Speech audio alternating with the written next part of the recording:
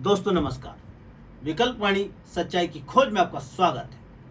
अक्सर आपको बड़े बुजुर्ग ये कहते हुए और ये सीख देते हुए जरूर मिलेंगे कि बेटा कम खा लेना लेकिन कभी कर्ज ना लेना, क्योंकि कर्ज लेने वाला व्यक्ति और उसका पूरा परिवार बर्बाद हो जाता है। ऐसे हमारे देश में लाखों किसान आत्महत्या कर्ज के कारण करते हैं। इसीलिए हमारे समाज में कर्ज लेने को बुरा माना जाता है। लेकिन आप और आपके परिवार का कोई भी सदस्य बेशक जीवन में कभी कर्ज ना लिया हो, लेकिन जिस देश में आप रहते हैं और वह देश कर्जदार है, तो आप ही नहीं उस देश में रहने वाला हर एक नागरिक कर्जदार है।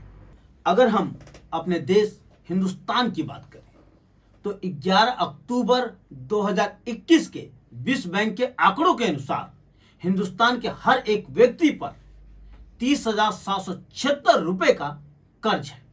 खैर, आपने हिंदी फिल्मों में देखा होगा, गरीब किसान की गिरवी रखी जमीन को हड़पने के लिए ठाकुर और जमींदार साहूकार के जरिए अपनी मनमानी शर्तों पर कर्ज देता है।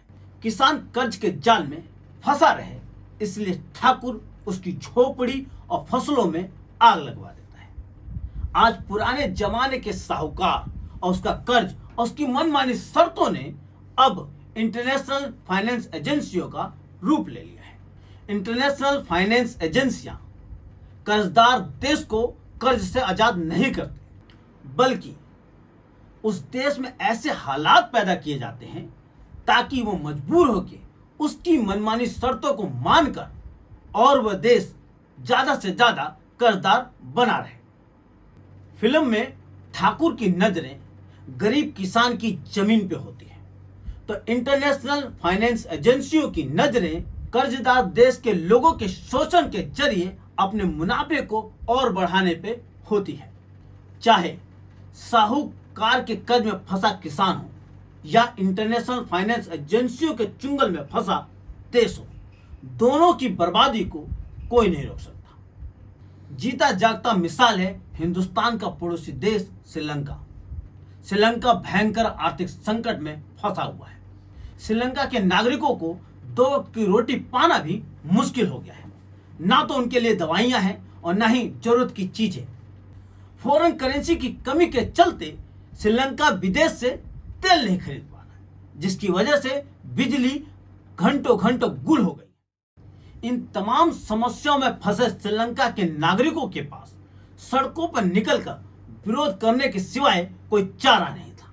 इस विरोध को रोकने के लिए श्रीलंका के राष्ट्रपति ने 1 अप्रैल को इमरजेंसी की घोषणा कर दी। इस इमरजेंसी के खिलाफ लोगों का गुस्सा और तेज हो गया, जिसको देखकर राष्ट्रपति साहब को इमरजेंसी को वापस लेना पड़ा।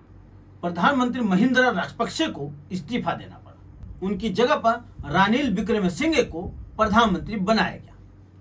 लेकिन श्रीलंका के सत्ताधारी भूल गए, सिर्फ प्रधानमंत्री बदलने से, चेहरा बदलने से लोगों के हालात नहीं बदलते। इससे लोगों का गुस्सा कम नहीं हुआ, बल्कि और बढ़ गया। और लोगों का गुस्सा इस कदर बढ़ गया, राष्ट्रपति साहब को अपना घर और अपना देश छोड़कर भागना पड़ा। पहले आर्थिक संकट, अब राजनीतिक संकट, यानी पूरा देश संकट में। श्रीलंका में इतने बड़े आर्थिक संकट का कारण क्या है? कर्ज है। इसको समझने के लिए आपको मैं एक ग्राफ दिखाता हूं। ये जो ग्राफ है, आप इसमें देखेंगे किस तरीके से लगातार ये कर्ज श्रीलंका पर बढ़ता गया। श्रीलंका पर 2019 के अंत में 56 अरब अमेरिकी डॉलर का कर्ज था। अब हम आपको दूसरा ग्राफ दिखाते हैं, जिससे हम समझेंगे कि श्रीलंका को किस किस देश ने कितना कितना कर्ज दिया है। ये जो ग्राफ आप देख रहे हैं, ये ग्राफ 30 अप्रैल 2021 के आंकड़ों के अनुसार है। श्रीलंका पर सबसे ज्यादा जो कर्ज है वो 47% कर्ज बाजार से लिया हुआ उधार है। एशियन डेवलपमेंट बैंक का 13% है।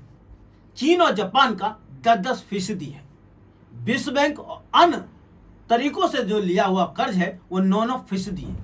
और हिंदुस्तान जो खुद कर्जदार है, उसने भी श्रीलंका को 2% कर्ज दिया है। ये मीडिया में जो आज दिखाया जा रहा है, ये समझना है। मीडिया दिखा रही है कि श्रीलंका पर सबसे बड़ा जो कर्ज है वो चीन का है, लेकिन हकीकत क्या है? हकीकत यह है, ये जो 47% जो सबसे बड़ा जो कर्ज आपको दिख रहा है, यह अमेरिका यूरोप के बड़े बैंकों का बकाया कर्ज है। अगर मैं दूसरे शब्दों में कहूं तो श्रीलंका द्वारा लिए गए कर्ज में अमेरिकी, यूरोपियन और जापानी अमीरों की मालिकी वाली वित्त संस्थानों की कुल हिस्सेदारी 80% है। यानी कि श्रीलंका को सबसे ज्यादा कर्ज देने वाला देश अमेरिका और यूरोपियन देश है। अब तक श्रीलंका को अंतर्राष्ट्रीय मुद्रा कोष IMF ने 16 बार कर्ज दिया है, जिनको श्रीलंका ने चुकाता आया है। IMF ने जो कर्ज दिए हैं उनमें कई मनमानी शर्तें थी, जैसे कि देश को मिलने वाली खाद्य सब्सिडी और सरकारी सब्सिडियों में कटौती करना, सामाजिक सुरक्षा पर होने वाले खर्च को कम करना, श्रीलंका की अर्थव्यवस्था को निर्यात पर निर्भर करना, यानी देश में बनने वाले उत्पादन को बाहरी देशों में बेचना और उसे मिलने वाली पूंजी पर पूरी तरह से निर्भर होना।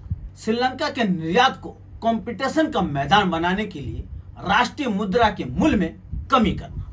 राष्ट्रीय मुद्रा के मूल्य में कमी करने की शर्त का मतलब था इकोनॉमी में एक्सपोर्ट लेड ग्रोथ को बनाए रखना, यानी श्रीलंका में जो उत्पादन होता है वो देश के लोगों के लिए नहीं बल्कि लाभदायक दाम पर एक्सपोर्ट किया जाना चाहिए। एक्सपोर्ट से मिलने वाली विदेशी पूंजी से लोगों की जरूरत की चीजों को इंपोर्ट की जाती थी, जिसका घरेलू उत्पादन नहीं था। इस मॉडल में फॉरेन करेंसी का होना बहुत जरूरी है, यानी कुल मिलाकर विदेशी बाजारों, विदेशी पर्यटकों, विदेशी व्यापार और विदेशी पूंजी पर पूरी तरह से निर्भर होना। यह आत्मनिर्भरता के सिद्धांत के बिल्कुल खिलाफ था। श्रीलंका इसी पॉलिसी पर चलते आ रहा था। कर्ज लेने की शर्तें श्रीलंका को आर्थिक संकट की ओर लेती चली गई। विश्व भर में यह जानी मानी बात है, IMF या उनकी जैसी अंतर्राष्ट्रीय वित्त पूंजी की प्रमुख एजेंसियों पर ज्यादातर कंट्रोल अमेरिका का है। जब किसी देश को आर्थिक संकट और राजनीतिक संकट में डालना होता है या टारगेट किया जाता है, तब अलग अलग फाइनेंस एजेंसियां हरकत में आ जाती हैं। क्रेडिट रेटिंग एजेंसियां उस देश को डाउनग्रेड करने लगती हैं। मोनोपोली बैंकिंग कंपनियां अपने कर्ज पर इंटरेस्ट रेट को बढ़ा देती हैं और इस तरह टारगेट किए देश को कर्ज और फॉरेन करेंसी के जाल में फंसा डालती है।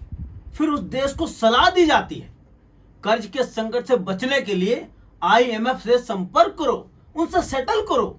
इसका मतलब है फिर से एक और मनमानी शर्त।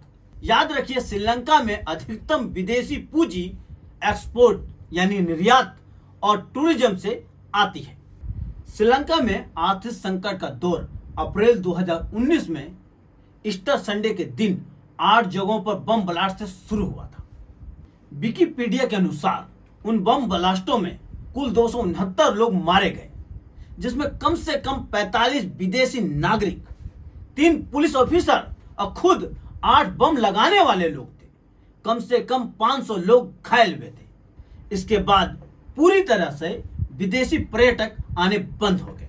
इससे श्रीलंका का वर्ल्ड फेमस टूरिज्म उद्योग बर्बाद हो गया। उसी के बाद पर्यटन और निर्यात से मिलने वाली विदेशी पूंजी में गिरावट आना शुरू हो गई।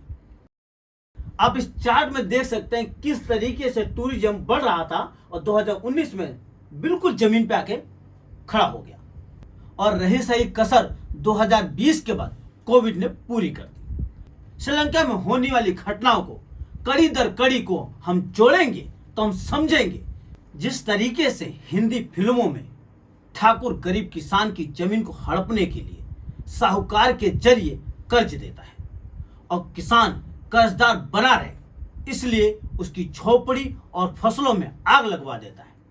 लगभग वैसा ही आज इंटरनेशनल फाइनेंस एजेंसियों पर कंट्रोल करने वाला देश अपने खुदगर्ज हितों के लिए टारगेट कर्जदार देश को बर्बाद करने के लिए हर तरीके का हथकंडा अपना रहा है। इस बारे में सोचिए, समझिए और देखते रहिए विकल्प वाणी, सच्चाई की खोज।